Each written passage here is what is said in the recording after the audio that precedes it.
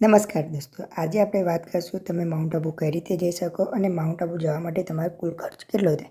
Mount Abu જવા માટે 3 રીત છે: બસથી, ટ્રેનથી અને ફ્લાઇટથી. જો તમે બસથી જવા માગતા હોય તો અમદાવાદ અથવા વડોદરાથી ડાયરેક્ટ માઉન્ટ આબુ સુધી પહોંચી શકો છો.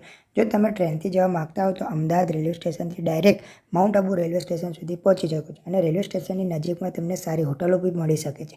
જો તમે ફ્લાઇટથી જવા માગતા હો તો અમદાવાદ એરપોર્ટથી ડાયરેક્ટ મહારાણા એરપોર્ટ જે ઉદયપુરમાં આવેલું છે જે માઉન્ટ આબુથી ખૂબ નજીક થાય છે. હવે વાત કરીશું માઉન્ટ આબુ જવા માટે કુલ ખર્ચ કેટલો થાય. ટ્રાવેલિંગ ખર્ચ એમાં બસ, ટ્રેન અને ફ્લાઇટમાં અલગ અલગ હોય છે. બસનું 500થી 1000 પર પર્સન, ટ્રેનમાં 400થી 1000 અને ફ્લાઇટમાં 3000થી 4000 પર પર્સન ભાડું થાય છે. ત્યાં રહેવાનો ખર્ચ સિઝન અને ઓફ સિઝનમાં અલગ અલગ હોય છે. સિઝનમાં હોટલનું ભાડું 2000થી 2500 પર ડે અને ઓફ સિઝનમાં 800થી 1000 પર ડે ભાડું હોય છે. વાત કરશું તમે ત્યાં કઈ કઈ જગ્યાએ ફરી શકો. નક્કી લેક, ગુરુ શિખર, દેલવાડાના જૈન મંદિર, માઉન્ટ આબુ સનસેટ પોઈન્ટ અને તેનો જમવાનો ખર્ચ 200થી 300 પર ડે થાય છે. આમ એક વ્યક્તિ દીઠ કુલ ખર્ચ ટ્રાવેલિંગ, રહેવાનું, ખાવા પીવાનો બીજો ખર્ચ 5000 આજુબાજુ થાય છે.